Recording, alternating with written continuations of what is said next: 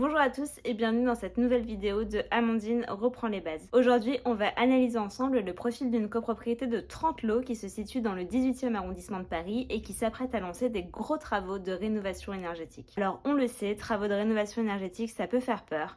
Entre les injonctions, les différentes aides et les dispositifs à lancer, ça peut vite être source de confusion et d'angoisse pour les copropriétaires. Ça tombe bien, aujourd'hui, on va analyser ensemble comment cette copropriété s'y est prise, quel est le calendrier des prochaines étapes et je vous donnerai également tous mes conseils si vous aussi vous vous apprêtez à lancer une rénovation globale de votre immeuble. Et avant de vous laisser avec la suite de la vidéo, je vous invite dès maintenant à vous abonner à notre chaîne YouTube et à activer la cloche pour ne manquer aucun épisode. Merci beaucoup.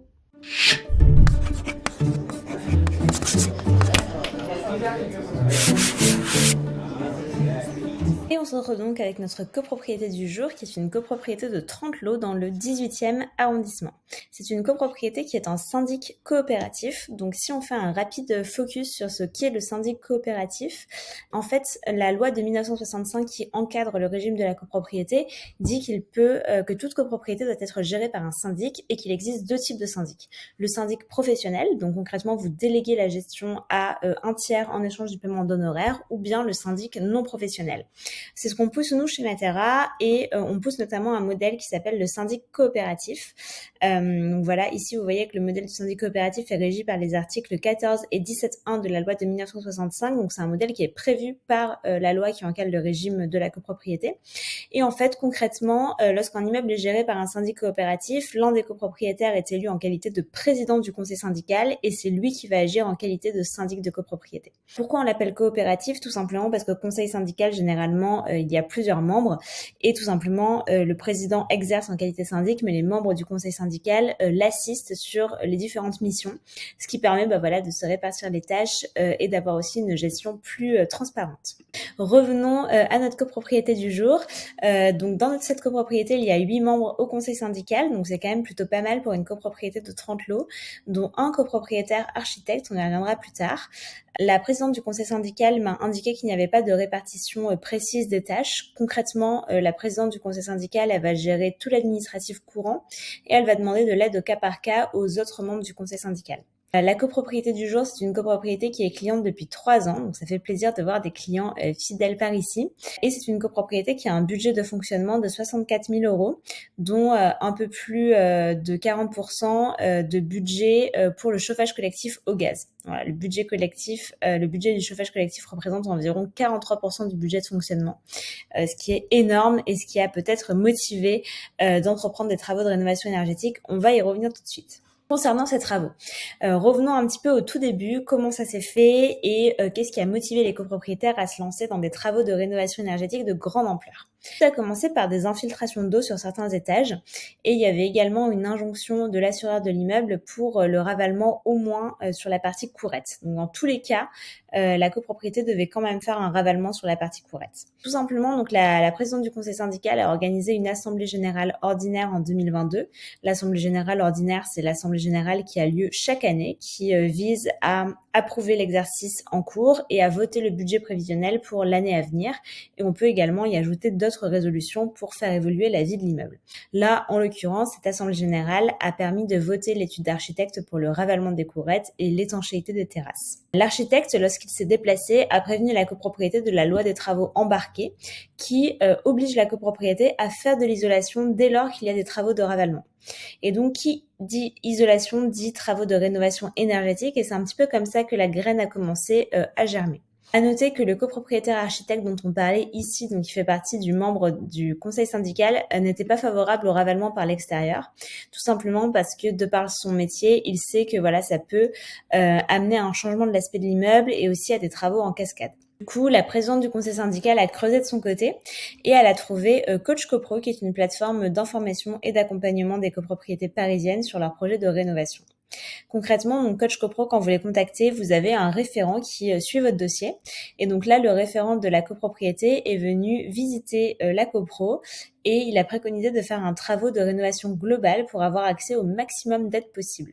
Vous le savez peut-être, mais quand vous faites des travaux de rénovation énergétique, surtout à l'échelle d'un immeuble, vous avez accès à différentes aides. Et en fait, la principale aide qui est MaPrimeRénov' copropriété est débloquable, entre guillemets. Vous y êtes éligible uniquement si vous atteignez au moins 35% de gains de performance énergétique, ce qui est vraiment énorme. Donc c'est pour ça qu'il a conseillé, je pense, de faire le plus de travaux possible pour essayer d'atteindre ces fameux 35% et débloquer le plus d'aides possible.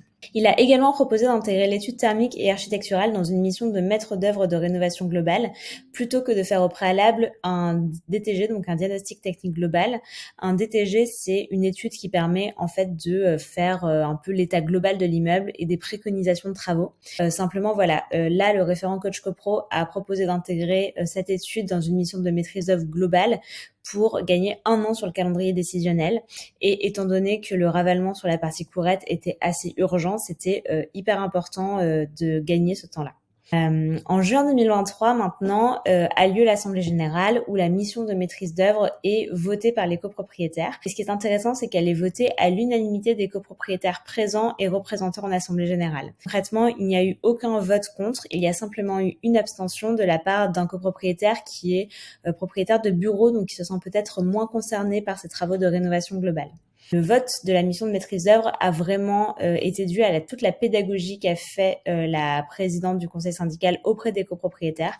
On y reviendra plus tard, mais elle a énormément communiqué, notamment via la plateforme Matera, en faisant des points d'étape d'avancement sur le projet. Et je pense que c'est vraiment ça qui a permis de convaincre les copropriétaires qu'on ne pouvait plus rester comme ça et qu'il fallait agir et faire des travaux de rénovation. Aujourd'hui, concrètement, où on en est, la mission de maîtrise d'œuvre est lancée côté copropriété. Ils attendent là le retour de la métropole de Grand Paris pour avoir des subventions. Et ils attendent aussi le lancement de l'étude thermique qui se fera d'ici à peu près 2-3 semaines. La présidente du conseil syndical, elle a prévu également d'organiser une assemblée générale pour faire le rendu de l'étude thermique. Concrètement, l'étude thermique, elle va présenter différents scénarios de travaux. Et du coup, à la prochaine assemblée générale qui aura lieu au printemps 2024, l'objectif, c'est de choisir le scénario de travaux parmi les différentes options et également de voter le principe des travaux sur la base du scénario retenu en assemblée générale.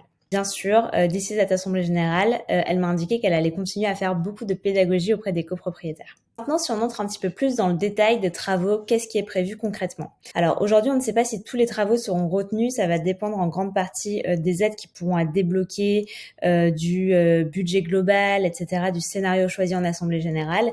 Mais concrètement, dans le cas maximal, on va dire, là où on fait le plus de travaux possible, il y a ces travaux-là qui sont prévus.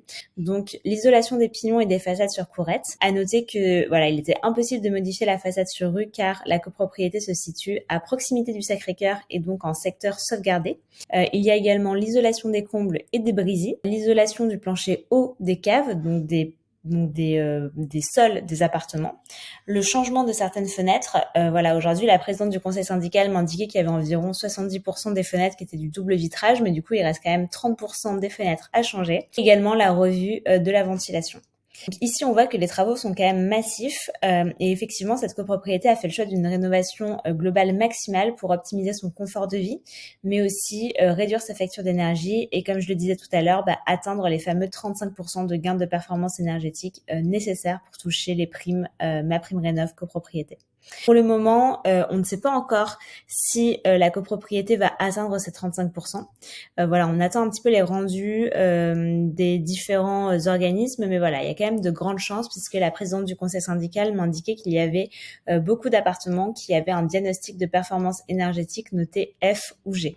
Si on fait un rapide focus sur le diagnostic de performance énergétique, peut-être. En fait, le diagnostic de performance énergétique, il va renseigner la performance énergétique et climatique d'un logement ou d'un bâtiment. Donc concrètement, vous allez avoir 2 étiquettes après avoir fait un diagnostic de performance énergétique. Une étiquette énergie, notée de A à G, G étant la plus mauvaise note, et une étiquette climat, également notée de A à G. Ici, on va notamment s'intéresser à l'étiquette énergie.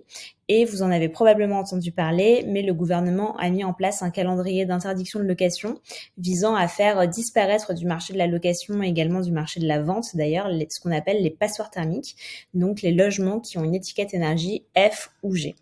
Ici, dans cette copropriété, s'il y a donc beaucoup d'appartements en F ou G et la présidente du conseil syndical m'indiquait que c'était une copropriété composée de pas mal de bailleurs, effectivement, ça va poser un problème puisque les bailleurs ne pourront plus louer leur logement très bientôt. Donc, c'est probablement ça qui a motivé la copropriété à se lancer dans des travaux de rénovation énergétique. Concernant la communication auprès des copropriétaires maintenant, voilà, j'ai beaucoup insisté tout au long de cette analyse sur le fait que la présidente du conseil syndical avait beaucoup communiqué.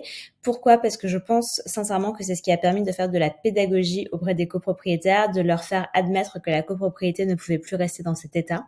Et voilà, je trouve que c'est vraiment essentiel si vous aussi vous vous apprêtez à lancer des travaux de rénovation énergétique à l'échelle de votre immeuble. C'est d'ailleurs la pédagogie faite par la présidente du conseil syndical qui a permis d'assurer le vote de la mission de maîtrise d'œuvre. Je vais vous montrer ici un petit peu notre plateforme. Donc ici, je suis sur la plateforme de la présidente du conseil syndical et comme vous pouvez le voir, donc sur notre plateforme, vous pouvez communiquer et faire des publications que tous les copropriétaires de l'immeuble vont voir. Et là, notamment, on voit qu'il y a 2 publications qui sont épinglées et qui sont signées de la part du conseil syndical.